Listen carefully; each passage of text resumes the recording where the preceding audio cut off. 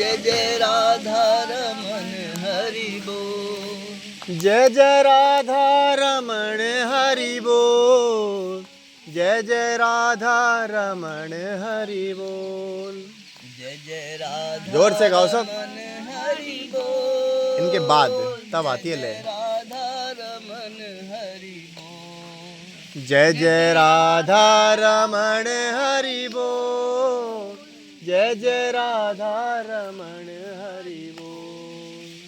जय जय राधा रमन हरि बोल। जय जय राधा रमन हरि बोल। जय जय राधा रमण हरि बोल। जय जय राधा रमण हरि बोल। सुबह सुबह इतनी उदासी क्यों है? सुबह सुबह मुझे ऐसे पता है, बहुत अच्छी जगह बैठे हो आप, इतनी प्यारी जगह है ये जहाँ बैठे हो आप। इसके यहाँ के बारे में पता है? किसी को भी नहीं पता, आप बताया तो करो। देखो यहाँ के बारे में पहले मैं बताता हूँ, सॉरी मुझे पता नहीं था। ये जो बैठे हो आप, मतलब चारों तरफ देखो, हम ऐसे क्लॉकवाइज घूमेंगे ना तो देखो जस्ट आपके पीछे जो है ये सामने जो देख रहे हो, ये मानगढ़ बोलते हैं इनको, और मान मंदिर। वो लीला है तो मैं बाद में बताऊंगा। तो ये मान मंदिर है, ये जो दिख रहे हो ये आपका मूरकुटी, ठीक है। इधर आप जो देखो जहाँ से अभी आ रहे थे आप, वो है आपका गहवर वन, और ये जो देख रहे हो आप ये है गहवर कुंड। तो इन सब की एक विशेष लीला है क्या कि जैसे जो मानगढ़ है और ये जो मूरकुटी है, जब क्रीड़ा करते करते, जब रास करते करते ठाकुर जी और सीधी जब ठाकुर जी से नाराज़ हो गई, जब मान करके बैठ गई, तो वो वहाँ पे बैठे थे। तो ठाकुर जी ने उनको मनाने के लिए मोर का रूप धारण किया।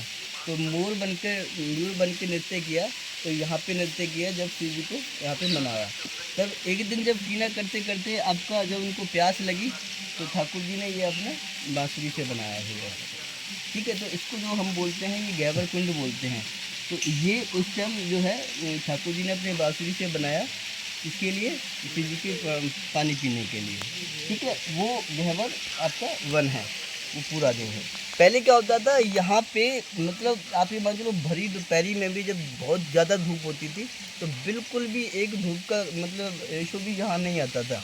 तो इसीलिए गहवर वन मतलब बहुत घना वन। तो ऐसे करके ये सारी लीलाएं हैं यहाँ की जो है। अब मैं आज भी ये नृत्य अभी पट्टी भैया ने लीला होती है, थोड़ा आज टुकड़ों में नृत्य। बताया, अब मैं आपको संक्षेप में बताता हूँ क्यों बानगढ़ बना, क्यों मोरकटी बनी, क्यों ये बना, क्यों गहवर बन था। एक से एक दूसरे से सारी लीलाएं जुड़ी हुई हैं। जैसा भैया ने अभी बताया ना, जब प्यास लगी थी रास करते करते, तो श्री जी के लिए अपनी बांसुरी से बनाया था, तो कहलाया कृष्ण कुंड। हाँ, ये गहवर कुंड। फिर बता, और गहवर वन में था तो लोग इसको गहवर कुंड भी बोलते हैं। नित्य प्रतिदिन इसी में स्नान करती हैं श्री जी। इसी में से स्नान करके, ये श्रृंगार घर है नीचे, अभी जाएंगे। श्रृंगार घर में क्या कहते हैं, अपना डेली प्रतिदिन अपना श्रृंगार करते हैं। लेकिन एक दिन श्री जी के मन में उठी थी कि कृष्ण भगवान से बोली कि रोज़ तो मैया तुम्हारा श्रृंगार करती हैं और मैया मेरा श्रृंगार करती हैं, तो आज क्यों ना एक दूसरे का श्रृंगार करें। तो ठाकुर जी ने बोले ठीक है।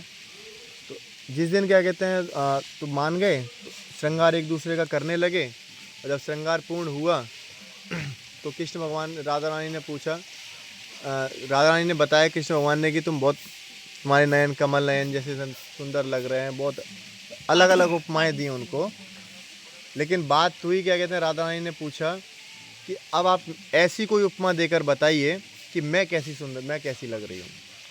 तो उन्होंने चंद्रमा की उपमा देके बोल दिया कि आप चंद्रमुख जैसी सुंदर लग रही हो, चंद्रमा के समान। यही बात सुनकर राधा रानी को बात पसंद नहीं आई। बोला चंद्रमा तो हर 15 दिन में घटता है बढ़ता है, क्या मैं घटती बढ़ती रहती हूँ? चंद्रमा पे तो ग्रहण लगता है, क्या मुझ पर कोई ग्रहण लगा सकता है? चंद्रमा पे तो दाग भी है, क्या मेरे चेहरे पे दाग है? इस चीज़ से नाराज़ होकर बैठ गई मान मंदिर पे। जब मान मंदिर पे बैठी तो कुछ नहीं सूझा उनको। ललिता सखी जी के पास गए। ललिता सखी जी के पास गए तो ललिता सखी जी ने पूछा क्या करूं श्री जी, अब रूठ के बैठी हैं।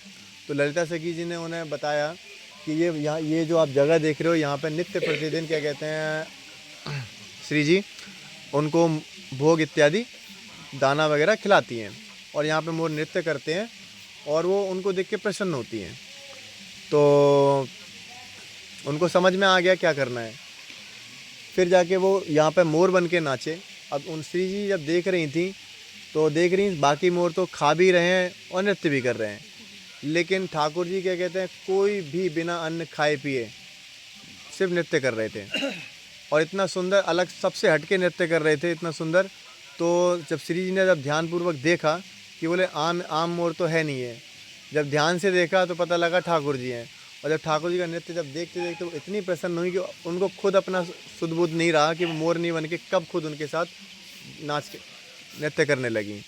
आलिंगन किया, नृत्य किया, और जब श्री जी नृत्य करने लगी तो सारी सखियाँ, सारी कोयल, पपिया, जो भी इत्यादि जो भी पक्षी हैं वो सब बनकर सब ने नृत्य किया, तब जाके कहलाई है मोरकुटी।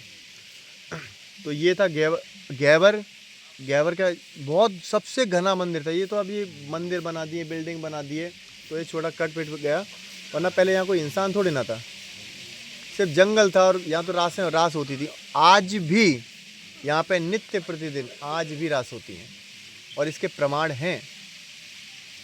अगर कोई ये गए कि प्रमाण नहीं है तो हमारे ब्रज में आज भी साक्षात चीज़ें मिलेंगी आपको देखने को, जैसे कि भांडरबन में ये रास मंडल है, ये जो है ना अभी यहाँ बैठे हम, ये रास मंडल है गहवर वन का। इसीलिए लोगों ने यहाँ देखो सिंहासन बना रखा है, गोल चक्र बना है, ये रास मंडल है।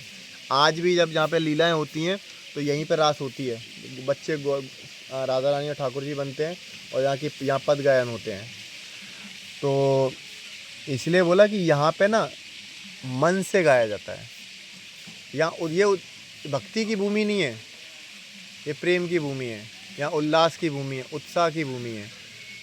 यहाँ सोचो शर्म, यहाँ कोई शर्म नहीं है, यहाँ किसी ने शर्म नहीं करी। बताओ किसने शर्म करी? ठाकुर जी ने करी, राधा रानी ने करी, सखियों ने करी, ग्वाल वालों ने करी। देखते हो ना, दे रही है क्या ना भैया, दे दे मुझे, और ना देगी तो फिर गारी। होता है कि नहीं होता? यहाँ शर्म, हमारे यहाँ तो कहते हैं जिसने करी करम, जिसने करी शर्म उसके फूटे करम, और जिसने ला दी बेशरमाई उसने खाई दूध मलाई। तो यहाँ तो जो जल्दी जितना बेशरम बन लेगा वो श्री जी को पालेगा। चाहे वो भजन हो, चाहे कीर्तन हो, चाहे नाम कीर्तन हो। शर्म लोग करते हैं, शर्म करते हैं लोग, पूजा पाठ नहीं कर पाते। होता है ना, आजकल के बच्चों को आप थाली लेके भेजो, मैं तो नहीं जा रहा, शर्म लगती है। इस मार्ग में शर्म तो है ही नहीं। चलो और भजन सुना दो। अब गाओ भजन। आप बिना शर्म के भजन गाओ, मैं भी एक कीर्तन करूंगा आपके साथ। आप यहाँ बैठो सब, नहीं मैं यही पे अभी कीर्तन कर तो आप लोग यहाँ आओ, यहाँ तब आती है। ये रास मंडल है, तो यहीं आओ ना।